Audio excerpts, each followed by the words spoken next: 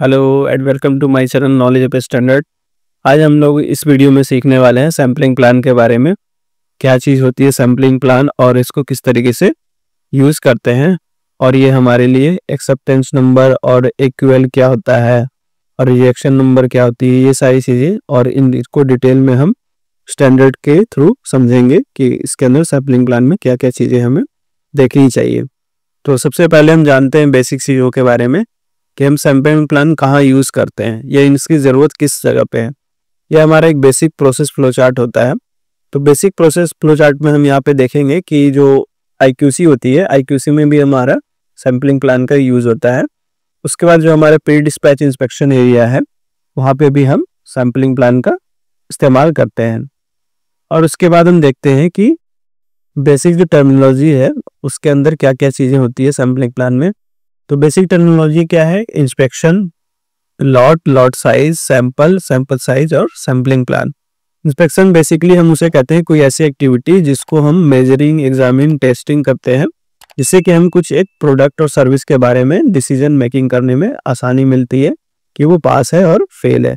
उसके बाद हम आते हैं लॉट हमें क्या बताता है कि कुछ एक डेफिनेट अमाउंट ऑफ प्रोडक्ट जो होता है वो हमारा क्या होता है, एक लॉट होता है। ठीक है। उसके बाद हम देखते हैं कि उस लॉट में हमारे जो नंबर्स ऑफ क्वांटिटी होगी वो हमारा क्या कहलाएगा, लॉट साइज कहलाएगा। अब उस लॉट्स के अंदर हम कुछ आइटम्स को सेलेक्ट करते हैं। मतलब सपोज समझ लीजिए आप एग्जांपल से कि 500 पीस में से हम कुछ आइटम्स को हम सेलेक्ट किए। क्यों सेलेक्ट किए? ताकि हम उस लॉट के बारे में कुछ इंफॉर्मेटिव डिसीजन ले सके कि वो पास है और फेल है। वो हमारा क्या कहलाएगा, सैंपल कहलाएगा। ठीक है। अब उस 5 नंबर्स के जो हमने सैंपल उठाए हैं उसको सैंपल साइज कहेंगे। और उसके बाद हम जानते हैं सैंपलिंग प्लान। सैंपलिंग प्लान हमें क्या कहता है? Combination of sample size to be used and associated lot acceptability criteria. Simple यहाँ पे बताया जा रहा है कि सैंपलिंग प्लान वैसा चीज है या फिर वैसा डॉक्यूमेंट आप बोल लो कि कॉम्बिनेशन जिसमें 2 तरह की कॉम्बिनेशन होगी सैंपल साइज की, जिसको हम यूज करेंगे और जो हमारा लॉट का एक्सेप्टेबिलिटी क्राइटेरिया को डिसीजन दे सकता है, जो कि सैंपलिंग प्लान के अंदर में होता है। ठीक है। तो बेसिक एग्जांपल के थ्रू हम यहाँ पे समझते हैं कि लॉट क्या होता है और सैंपल क्या होता है। सपोज ये कुछ नंबर्स ऑफ आइटम्स हैं जिसको हम कह सकते हैं कि ये एक हमारा लॉट है। उसके बाद हम यहाँ पे समझेंगे कि इस लॉट में कितने नंबर्स ऑफ क्वांटिटी है, उसको हम लॉट साइज कहेंगे। तो इस लॉट में हम गिन सकते हैं यहाँ पे 16 नंबर्स ऑफ आइटम्स है, तो यहाँ पे लॉट साइज हमारा 16 हो जाएगा। उसके बाद जब हम इसके सैंपल की बात करेंगे तो सैंपल हम इसमें से कुछ आइटम्स को सेलेक्ट कर लिए। सपोज कि ये 4 आइटम सेलेक्ट कर लिए, तो ये हमारा क्या हो गया, सैंपल हो गया। सैंपल हमें क्या बताता है कि सैंपल हमें ये बताएगा कि हमें इस पे किस तरीके से जजमेंट लेनी है इस लॉट के बारे में। ठीक है। अब इसमें हम सैंपल साइज की बात करेंगे तो ये हमारा 4 नंबर्स ऑफ सैंपल साइज हो जाएगा। तो ये बेसिक चीजें हैं जो कि सैंपलिंग प्लान की टर्मिनोलॉजी में जब आप चेक करते हो तो ये चीजें पता होने चाहिए अपने क्वालिटी इंस्पेक्टर को।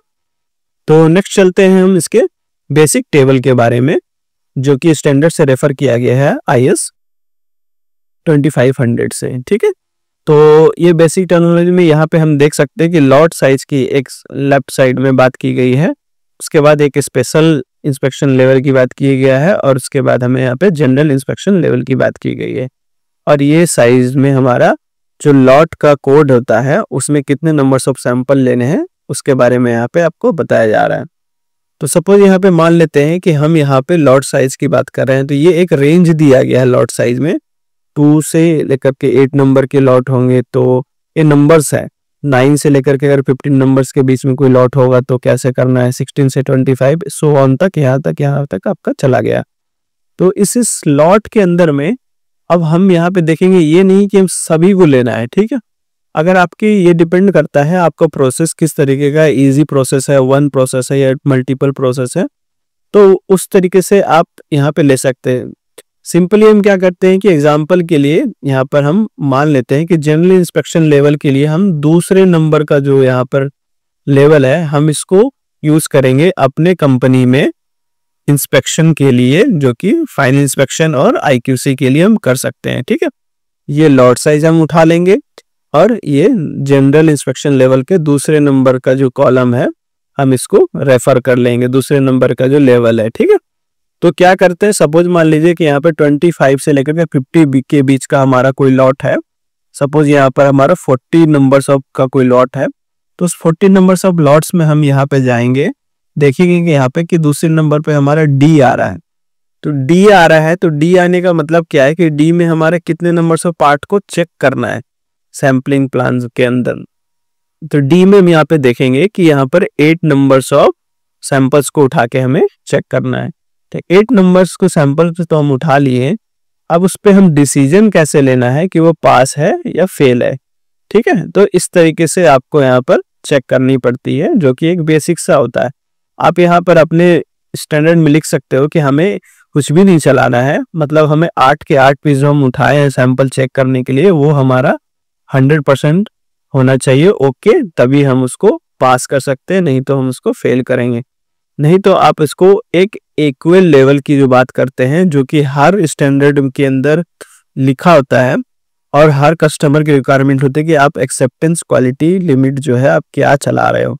ठीक है, तो यहाँ पे हम इसको समझते हैं और बेसिक्स आप यहाँ पे सिंपल इसको आप फॉलो कर सकते हो। तो यहाँ पे हम देखते हैं कि दूसरे में है, तीसरे में है और पहले में। कुछ का क्वेश्चन आएगा कि यहाँ पे 1 2 3 क्यों दिया गया, तो 1 का मतलब हो गया कि थोड़ा सा कम टाइट इंस्पेक्शन होगा, 2 का मतलब उससे थोड़ा बेटर इंस्पेक्शन होगा, मतलब नंबर्स ऑफ जो सैंपल हैं वो बढ़ते चले जाएंगे आपके लॉट के अकॉर्डिंग। ठीक है, जो थर्ड नंबर पे होगा उसमें आप ज्यादा सैंपल उठाओगे चेक करने के लिए। तो जैसे आप यहाँ पे देख सकते हो, सेम केस यहाँ पे S1 S2 S3 S4 में भी कहा गया है कि अगर आप किसी S1 को रेफर करते हो या S2 को रेफर करते हो अपने कंपनी के लिए, तो यहाँ पे आप देखोगे कि सैंपल साइज जो है वहां पर क्या हो रही है, वो इंक्रीज हो रही है। कि ये चीज आपकी यहाँ पे बेसिक सैंपलिंग प्लान में दिया जाता है। अब आइए समझते हैं हम कि जब एक्यूएल की बात की जाती है सैंपलिंग प्लान में, तो इसको समझिए कि एक्यूएल क्या है, एक्सेप्टेंस क्वालिटी लिमिट।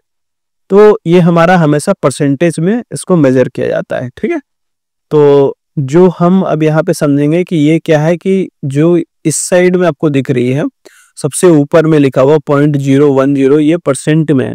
ठीक है, 0.015 0.025 इस तरीके से 7 चला गया है यहाँ पे परसेंट में। ठीक है, अब उसके बाद हम इस साइड देख रहे हैं कि यहाँ पर सैंपल साइज कोड लेटर जैसे ABCD हो गया। यहाँ पे जो लॉट साइज का है वो कॉलम को यहाँ पे नहीं लिखा गया, वो इस वजह से नहीं लिखा गया ताकि ये जो काफी लार्जर एरिया हो जाता था जो डॉक्यूमेंट में होती है, इस वजह से उसको हटा दिया गया है, उसको आप ऐड करके ही बनाना है उसको। तो यहाँ पे हम देखते हैं कि ये इस साइड में हमारा क्या हो गया, सैंपल क्वांटिटी हो गई, जो कि आपको एक ABCD के फॉर्म में दिया गया है। ठीक है, अब हम यहाँ पे ये जो एरो है इनके बारे में बात कर रहे हैं कि ये एरो क्या है, वो इस तरीके से डिजाइन क्यों है, वो ऊपर नीचे एरो क्या है। सभी के दिमाग में ये क्वेश्चन ही आ रही होंगी, तो मैं इसको एक्सप्लेन करता हूँ कि ये क्या चीज है। तो यहाँ से जो एरो गई है, मान लीजिए 0.10 की हम कॉलम की बात करते हैं, यहाँ से जो यहाँ तक एरो गई है, यानी सपोज जे तक की एरो गई हुई है। ठीक है, ये जे यहाँ आ रहा है, तो जे तक की एरो मतलब 0 और 1 की जो बात है, यहाँ से लेकर के जितने ऊपर तक गए हुए हैं ये सब में हम 0 और 1 को यूज करेंगे। ठीक है, इस कॉलम में। अब यहाँ पे क्या है, 0 क्या है और 1 क्या है। 0 मतलब आपका यहाँ पर AC है। ठीक है, AC क्या होता है, यहाँ पे आपका एक्सेप्टेंस नंबर। एक्सेप्टेंस नंबर ये आपका कॉलम हो गया एक्सेप्टेंस नंबर का। RE मतलब हो गया यहाँ पे रिजेक्शन नंबर का कॉलम। ठीक है, तो ये वाला जो साइड हो गया RE रिजेक्शन नंबर का कॉलम हो गया और AC हो गया एक्सेप्टेंस नंबर का कॉलम। अब इस एरो से ऊपर, ये जो ऊपर से नीचे तक एरो आ रही है नीचे के डाउन साइड में, इस एरो से ऊपर जितने भी आप यहाँ पे डालोगे ये पूरा का पूरा आप 0 कंसीडर करोगे, और इस साइड में इस एरो से ऊपर जो है ये 1 कंसीडर करोगे। ठीक है, अब यही चीज यहाँ पे आप देखो कि इस जगह कह रहा है कि यहाँ पे आप आ जाओ नीचे वाले कॉलम में। ठीक है, तो नीचे वाले कॉलम में क्या करना है कि ये एरो तो आप यहाँ से यहाँ तक ले लिए, अब नीचे वाले में देखो, यहाँ लिखा 1 और 2, ठीक है। 1 और 2 में क्या बता रहा है कि 1 और 2 इस वाले को लेना है आपको ऊपर, ठीक है। यहाँ से ये वाले जगह से आपको 1 और 2 को कंसीडर करना है जो यहाँ पे आ रही है, ठीक है। और इसके ऊपर आपका चला जाएगा 0 से लेकर के 1 तक का। ये आपको बेसिक चीजें हैं जो एरो में यहाँ पे लिखी हुई, यही चीज यहाँ पे एक्सप्लेन किया गया। अब AC और RE क्या होता है, आइए आपको मैं आगे एक्सप्लेन करता हूं कि उसको किस तरीके से कंसीडर किया जाता है। तो सपोज कि इस चार्ट से हमने किसी एक परसेंटेज को अपने प्लांट में इंप्लीमेंट करने के लिए ले लिया, ठीक है। तो सपोज वहां उससे रेफर मत कीजिएगा, लेकिन हम कहते हैं कि 0.65 वाले कॉलम को हम उठाएं अपने कंपनी के लिए स्टैंडर्ड पे। अगर हमें कस्टमर ने कुछ रेफरेंस नहीं दी है तो सपोज मान लेते हैं कि हमने इसको कंसीडर कर लिया और ये सैंपल साइज कोऑर्डिनेटर और वो लॉट साइज जो हम डिसाइड किए उससे हम मिलाकर एक अपना चार्ट बना लिए सैंपलिंग प्लान का, ठीक है। तो यहाँ पे 1.5% की बात की जा रही है, कोई दिक्कत नहीं है, हम 1.5 को कंसीडर कर लो। तो लॉट साइज में हमने उसको रेफर कर लिया जो आपको चार्ट में दिखाया। सैंपल साइज हमने उसी के अकॉर्डिंग ABCD के अकॉर्डिंग ले लिया। उसके बाद हमने 1.5% वाले कॉलम को रेफर किया AC वाले नंबर को और रिजेक्शन वाले नंबर को, ठीक है। उसमें हम क्या देख पा रहे हैं कि अब AC की हम बात कर रहे हैं। सपोज हमारा लॉट पे चले जा रहे हैं कि AC 1 है और रिजेक्शन 2 है, ठीक है। तो इससे हम क्या समझ रहे हैं कि हम एग्जाम्पल के तौर पे लेते हैं कि हमारे पास ये एक लॉट है जो कि 200 नंबर्स का लॉट है, ठीक है। तो 200 का लॉट हमारा इसके बीच के आ रहा है कि इसके बीच में हमें कितने सैंपल साइज लेने हैं, वो लेने हैं 32 नंबर्स ऑफ सैंपल साइज, ठीक है। अब 32 नंबर्स ऑफ सैंपल साइज में हमारा क्या होता है कि एक पीस जो है वो रिजेक्ट हो जाता है, ठीक है। अब हम उसमें से 32 में से एक पीस हमारा क्या है, रिजेक्ट हो गया। तो रिजेक्ट हो गया तो हमारा लॉट रिजेक्ट नहीं होगा, वहां लॉट हमारा एक्सेप्ट होगा। क्यों? क्योंकि जो क्राइटेरिया है वो हमने यहाँ डाल रखा है कि एक्सेप्टेंस एक, यानी एक अगर पीस खराब निकलता है तो भी हम इस लॉट को पास करेंगे, ठीक है। यानी हमारा जो लॉट है वो ओके कहलाएगा। सपोज कि इसी के अगेंस्ट में हमारा जो एक से कम या ज्यादा हो जाए तो क्या, कम हो जाएगा तो हमारा ओके रहेगा, यानी 0 रहेगा तो ओके रहेगा।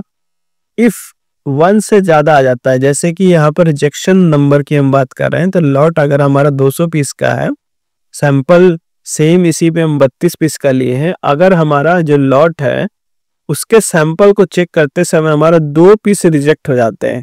2 पीस रिजेक्ट होने का क्या मतलब है, हमारा अगर 2 पीस रिजेक्ट हो जाता है मतलब हमें इसमें 2 पीस डिफेक्टेड पार्ट मिलते हैं, तो हम उसको क्या करेंगे, रिजेक्ट कर देंगे इस पूरी लॉट को, यानी हमारा लॉट जो है वो रिजेक्ट हो जाएगा। तो ये है आपका बेसिक सैंपल प्लान का एग्जाम्पल। आई होप आप लोग को ये चीजें समझ में आई होगी। इसके बाद हमारा क्या है, स्विचिंग प्लान होता है। स्विचिंग प्लान में बेसिकली ये बताया जाता है कि आप कब कब नॉर्मल इंस्पेक्शन करेंगे, कब कब आप टाइट इंस्पेक्शन करेंगे और कब आप डिसकंटिन्यू और रिड्यूस इंस्पेक्शन करेंगे। बेसिकली रिड्यूस और डिसकंटिन्यू इंस्पेक्शन वेरी रेयर ही केस में देखा जाता है, आपको नॉर्मल टाइट पे ही ज्यादा फोकस किया जाता है। तो ये एक स्विचिंग प्लान है जो स्टैंडर्ड में रेफर किया हुआ है। तो हम इसको बेसिकली समझ सकते हैं कि नॉर्मल हम जब करेंगे, नॉर्मल हमारा जो इनिशियल स्टेज होगा वो फर्स्ट स्टेज हमारा नॉर्मल इंस्पेक्शन से ही होगा, ठीक है। तो नॉर्मल इंस्पेक्शन के लिए आप अपने 0.1 ले सकते हैं या 1.5 ले सकते हैं, वो आपके स्टैंडर्ड को रेफर करके यहाँ से कर सकते हैं। लेकिन इसका डिसीजन नॉर्मल से टाइट पे कब जाना है वो हमें इस जगह पता चलती है।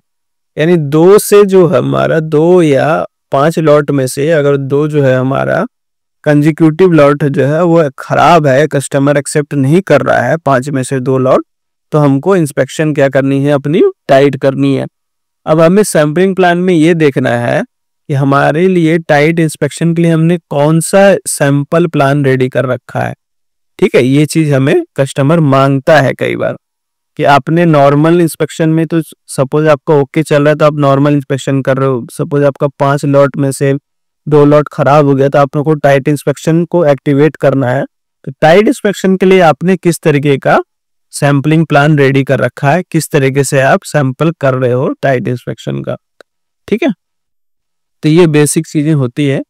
उसके बाद अगर हम फिर टाइट के बाद हमको नॉर्मल की तरफ जाना है तो हमें इसको याद रखना पड़ेगा, इस कंडीशन को फुलफिल करनी पड़ेगी कि 5 कंसेक्यूटिव लॉट जो है हमारा पास हो जाए तो ही हम उसको दोबारा से नॉर्मल इंस्पेक्शन कर सकते हैं। और उस नॉर्मल से रिड्यूस करने के लिए हमको कब जाना है, अगर हम नॉर्मल से भी कम करना चाहते हैं कि हम कम इंस्पेक्शन पे जाएं, रिड्यूस करें अपने इंस्पेक्शन लॉट को, तो वहां पे हमारा कंसेक्यूटिव जो है वो 10 लॉट्स जो लगातार ओके सप्लाई जा रही है, जिसमें कोई इशू नहीं है, प्रोडक्शन आपका स्मूथली चल रहा है। और एक कंडीशन और भी होती है कि जब तक आपको कस्टमर से अप्रूवल ना मिलती है तो आपको वहां पे नहीं जानी चाहिए रिडक्शन पे, कि आप अपने नॉर्मल इंस्पेक्शन को बंद नहीं कर सकते हो, ठीक है। रिडक्शन से आपको नॉर्मल कब जाना है वो चीज यहाँ पे लिखा हुआ है कि आपको, आप मान लो कि कभी चेक नहीं कर रहे हो, प्रोडक्शन आपकी इरेगुलर है, टाइम गैप कम है, तो आपको नॉर्मल इंस्पेक्शन पे जानी पड़ेगी। सेम इसी तरह से यहाँ पे आपको डिसकंटिन्यू का भी बताया गया है। आपका 5 लॉट अगर आपका सही नहीं होगा तो आपका जो है वो लॉट ही हटा दिया जाएगा, जब तक कि आपको पूरा 100% पे बात हो जाती है। यहाँ पे टाइटनिंग में भी अगर आप फेल हो रहे हो तो आपको 100% इंस्पेक्शन के यहाँ पे करना पड़ेगा, या तो आपको आपकी जो इम्प्रूवमेंट है वो आपको कस्टमर एंड पे देनी पड़ती है।